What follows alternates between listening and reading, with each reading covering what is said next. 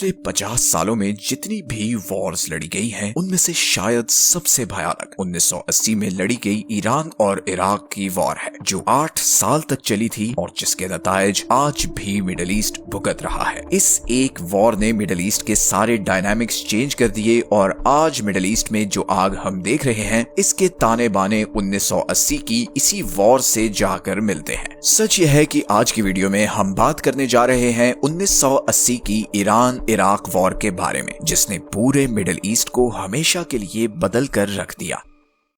ये है year 1979। Iran में इस वक्त एक जबरदस्त रेवोल्यूशन चल रही है। लाखों की तादाद में लोग सड़कों पर प्रोटेस्ट कर रहे हैं। वो पिछले 26 सालों से ईरान पर हुकूमत करने वाले शाह को हटाकर एक इस्लामिक लीडर आयतुल्लाह खुमैनी को लाना चाहते हैं। ईरानी लोग शाह को अमेरिका और वेस्टर्न पावर्स का वफादार समझते हैं, क्योंकि 1953 में यूएसए और यूके ने उस वक्त के डेमोक्रेटिकली इलेक्टेड ईरानी प्राइम मिनिस्टर के खिलाफ कू करवाकर मोहम्मद रजा पहलवी को ईरान का किंग बनाया था। ये प्रोटेस्ट्स इतनी शिद्दत पकड़ते हैं कि आखिरकार 11 फरवरी 1989 को शाह ऑफ ईरान का तख्ता उलट दिया जाता है और आयतुल्लाह खुमैनी बनते हैं ईरान के नए लीडर। ईरान की इस नई रजीम को शिया मुस्लिम्स लीड कर रहे हैं और वो सारी वेस्टर्न पावर्स के बहुत खिलाफ हैं। हजारों मील दूर अमेरिका ये सब कुछ बहुत शौक में देख रहा है। मिडिल ईस्ट में उसका सबसे पुराना दोस्त अब उसका दुश्मन बन चुका है। लेकिन शौक में सिर्फ अमेरिका ही नहीं, बल्कि और भी बहुत से कंट्रीज हैं। ईरान ने पड़ोसी अरब कंट्रीज जैसे कि सऊदी अरब, लेबनान, कुवैत और इराक तक रेडियो ब्रॉडकास्ट्स करनी शुरू की और वहां के लोगों को भी पंप करना शुरू किया कि वो भी इनकलाब के लिए सड़कों पर निकलें। इन सब अरब कंट्रीज को ये चीज बिल्कुल पसंद नहीं आई। सऊदी किंग को डर है कि कहीं ईरान जैसी रेवोल्यूशन इधर आ गई तो शाह ऑफ ईरान की तरह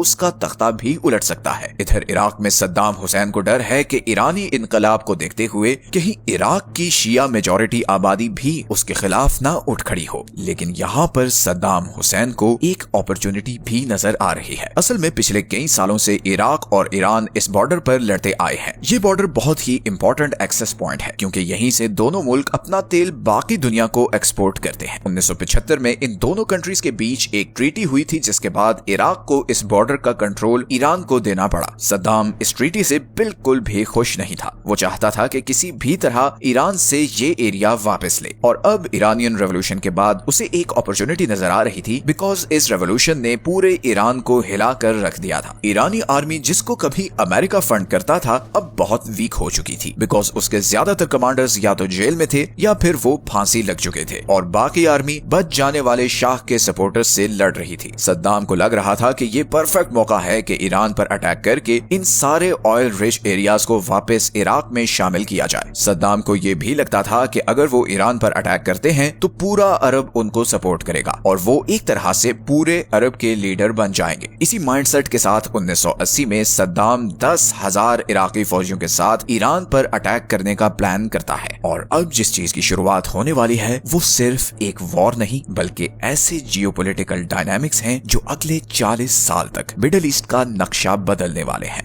22 दिसंबर 1980 को Iraqi air force Iranian air bases पर सरप्राइज अटैक करती हैं और दूसरी ही तरफ 10,000 इराकी फौजी बसरा क्रॉस करके सदरन ईरान में एंटर होते हैं। दूसरी तरफ ईरान के पास अभी भी लेटेस्ट टेक्नोलॉजी के वो फाइटर जेट्स हैं जो अमेरिका ने शाह ऑफ ईरान को दिए थे। ईरानी एयरफोर्स भी जवाब में इराकी ऑयल फील्ड्स पर बम्बार्डमेंट करती है। इस वॉर के असरात पूरे रीजन में फैलना शुरू होते हैं और कई फॉरेन प्लेयर्स भी इस वॉर में टपक पड़ते हैं। सबसे पहले एंट्री होती है इसराइल की। इसराइल चाहता है कि ये दोनों मुल्क आपस में लड़ते रहें, क्योंकि दोनों ही उसके अगेंस्ट हैं, मगर इसराइल को ज्यादा खतरा इराक से है। इसीलिए इसराइल सीक्रेटली ईरान को हथियार सप्लाई करता है। हालांकि इसराइल और ईरान के बीच ईरानी रेवोल्यूशन के बाद से रिलेशंस बहुत हॉस्टाइल हो चुके हैं, बट वो कहते हैं ना, the enemy of my enemy is my friend. दूसरी तरफ सऊदी अरब और कुवैत इराक को बिलियंस ऑफ डॉलर्स की फंडिंग कर रहे हैं। उनके लिए सबसे बड़ा खतरा इस वक्त ईरानी रेवोल्यूशन है और वो किसी भी तरह ईरानी शिया रजीम को कुचलना चाहते हैं। ईस्टर्न साइड पर चाइना भी बहुत गौर से इस वॉर को ऑब्जर्व कर रहा है। चाइना ने ऐलान तो यही किया था कि वो न्यूट्रल रहेगा, मगर वो दोनों ही कंट्रीज को हथियार सप्लाई कर रहा है और आगे चलकर वो ईरान का सबसे बड़ा वेपन सप्लायर बनने वाला है। अगले पूरे एक साल 1981 के एंड तक ये वॉर इन बॉर्डर एरियाज में ही रहती है। कभी इराक आगे बढ़ता है तो कभी ईरानी फोर्सेस इराकी आर्मी को वापस पुश कर देती हैं। ग्लोबल पावर्स को यही लगता है कि ये वॉर एक स्टेलमेट में है, तो वो कोशिश करते हैं कि कोई सीज फायर हो जाए ताकि ग्लोबल ऑयल सप्लाई पर जो इस वॉर का इम्पैक्ट आया हुआ है वो खत्म हो। लेकिन ये तो अभी सिर्फ शुरुआत थी। सद्दाम सीज फायर के लिए मान जाता है बट खुमैनी नहीं मानता, बिकॉज वॉर अब खुमैनी रजीम की जरूरत बन चुकी है। पूरा मुल्क इस जंग की वजह से खुमैनी के पीछे खड़ा हो चुका है। खुमैनी की एक ही डिमांड है कि ये वॉर तब खत्म होगी जब सद्दाम हुसैन प्रेसिडेंट की पोजीशन से रिजाइन करेगा। सद्दाम जाहिर है ये नहीं मानता और ईरान फुल ऑफेंसिव पर चला जाता है। इराकी आर्मीज पहले ही जैग्रोस माउंटेन रेंज की वजह से ईरान के सेंट्रल शहरों तक नहीं पहुंच सकी थी। ईरान इस मौके को यूटिलाइज करते हुए काउंटर अटैक करता है और इराकी आर्मी को वापस धकेलते हुए इराक में घुस जाता है। 1982 के मिड तक ईरानी आर्मी बसरा तक पहुंच चुकी थी। अगर ईरान बसरा पर कब्जा करता है तो वो इराक की ऑयल सप्लाई को कट ऑफ कर सकता है। सद्दाम हुसैन अब हेल्पलेस फील कर रहा है, सो वो अरब कंट्रीज और अमेरिका से मदद मांगता है। अमेरिका पहले ही इस मौके की तलाश में था। वो फौरन सद्दाम की अपील पर एग्री करता है और उसे ईरानी आर्मी से रिलेटेड इंटेलिजेंस शेयर करता है। अब यहीं पर इस वॉर में एक और प्लेयर की भी एंट्री होती है और वो है सोवियत यूनियन। सोवियत यूनियन इस वक्त अफगानिस्तान के साथ वॉर में है और वहां पर तालिबान रेवोल्यूशन को कुचलना चाहता है। ऐसे में ईरान की शिया रेवोल्यूशन उसके लिए एक और खतरा बन सकती है। इसीलिए सोवियत यूनियन भी इराक को हथियार सप्लाई करना शुरू करता है। दुनिया की दो सुपर पावर्स जिनकी आपस में कोल्ड वॉर चल रही है वो एक ही कंट्री को सपोर्ट कर रहे हैं। बसरा के करीब लड़ाई में बहुत शिद्दत आ चुकी है। इराकी आर्मीज बसरा के इर्द गिर्द माइंस बिछा देती हैं जिससे हजारों ईरानी फौजी मारे जाते हैं। ईरान बसरा तो नहीं ले पाता मगर इस लड़ाई ने सद्दाम हुसैन की पोजीशन बहुत वीक कर दी है और यहीं पर एंट्री होती है इराक के नॉर्थ में रहने वाले कुर्दिश लोगों की। कुर्द इराक के नॉर्थ में रहने वाला एक माइनॉरिटी ग्रुप है जिन्हें कई सालों से सद्दाम हुसैन की गवर्नमेंट दबाती आई है। इस वॉर में उन्हें सद्दाम हुसैन से छुटकारा पाने की एक अपॉर्चुनिटी नजर आ रही है। इसी मौके का फायदा उठाते हुए कुर्दिश लोगों ने इराकी आर्मी के खिलाफ बगावत कर दी और ईरान ने भी उन्हें सपोर्ट भेजना शुरू कर दी। तो अब सद्दाम की आर्मी नॉर्थ में कुर्द और ईस्टर्न साइड पर ईरानी आर्मी से लड़ रही थी। अब साल था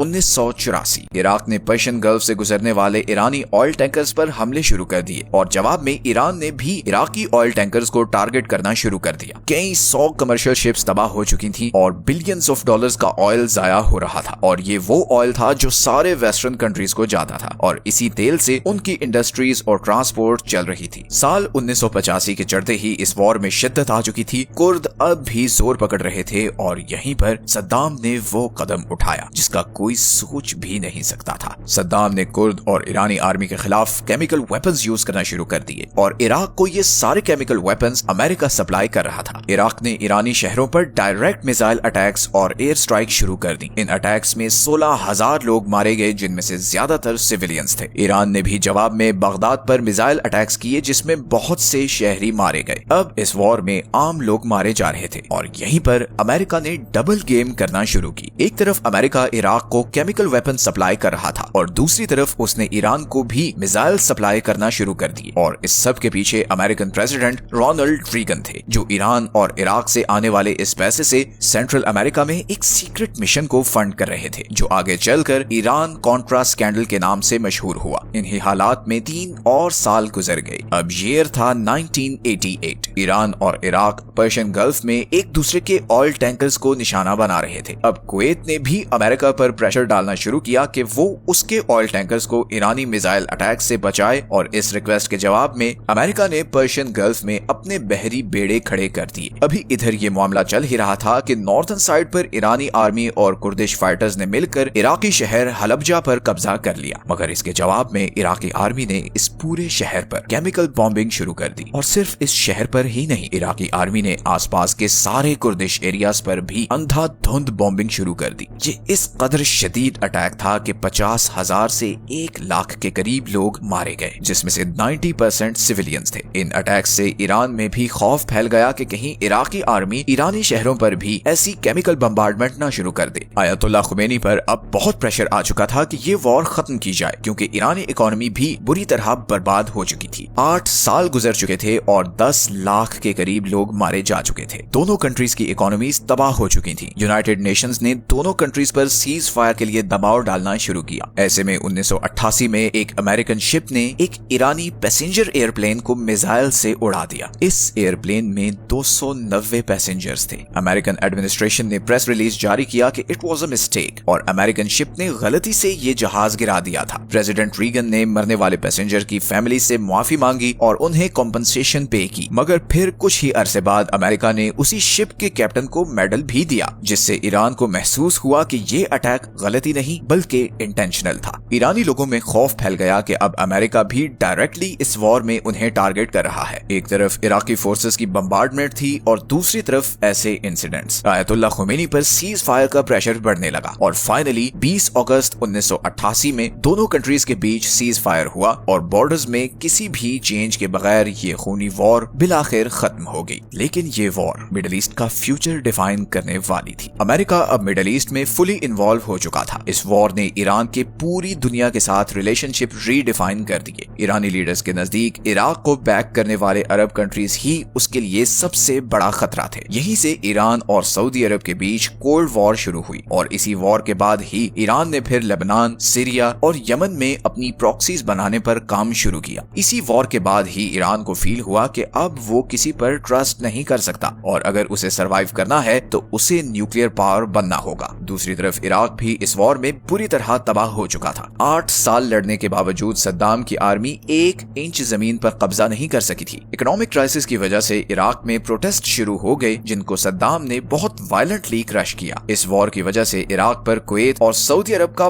बहुत लोन चढ़ चुका था। सद्दाम को इस चीज पर गुस्सा था कि सऊदी अरब और कुवैत जो उसे ईरान के खिलाफ उकसा रहे थे, उसे सपोर्ट कर रहे थे, वो अब उस सारी सपोर्ट को एज अ लोन ट्रीट कर रहे थे। इसी गुस्से में सद्दाम ने कुवैत पर अटैक कर दिया और यहीं पर इराक के सो कॉल्ड दोस्त अमेरिका ने पलटी मार दी। अमेरिका ने कुवैत का साथ दिया और इराकी फोर्सेस को कुवैती आर्मी के साथ मिलकर शिकस्त दी। और सिर्फ यही नहीं, अमेरिका ने सद्दाम को वॉर क्रिमिनल भी डिक्लेयर कर दिया। वही सद्दाम जिसे अमेरिका ईरान के खिलाफ हीरो बनाकर पेश कर रहा था। और फिर कुछ ही साल बाद 2003 में अमेरिका ने केमिकल वेपन्स की तलाश में इराक पर अटैक कर दिया। वही केमिकल वेपन्स जिनका रॉ मटेरियल अमेरिका खुद इराक को सप्लाई करता था। और सरप्राइजिंगली इराक को पूरी तरह बर्बाद करने के बावजूद अमेरिकन फोर्सेस को इराक में कोई केमिकल वेपन्स नहीं मिले। ईरान इराक वॉर हमें जियोपॉलिटिक्स से रिलेटेड एक बहुत ही जरूरी रियलिटी चेक देती है। अगर चंद लोगों की ईगो सेटिस्फाई होने, उनका फायदा होने में हजारों बल्कि लाखों लोगों की जान भी चली जाए तो ऊपर बैठे लोगों को कोई फर्क नहीं पड़ता। इस वॉर से एक और चीज ये भी पता चलती है कि जब भी 2 कंट्रीज आपस में लड़ते हैं, उसके पीछे किसी तीसरी पावर का हाथ जरूर होता है। वो पावर या तो बाहर की कोई कंट्रीज होंगे जो खुद डायरेक्टली जंग नहीं लड़ना चाहते, या फिर कोई हथियार बेचने वाली कंपनीज होंगी। आज दुनिया में जो भी वॉर चल रही हैं, उनकी एक्चुअल वजह को अगर आप ट्रेस करें तो वो आपको 1940s और 50s में जाकर मिलेंगी, जब अमेरिका और ब्रिटेन वर्ल्ड वॉर 2 के बाद न्यू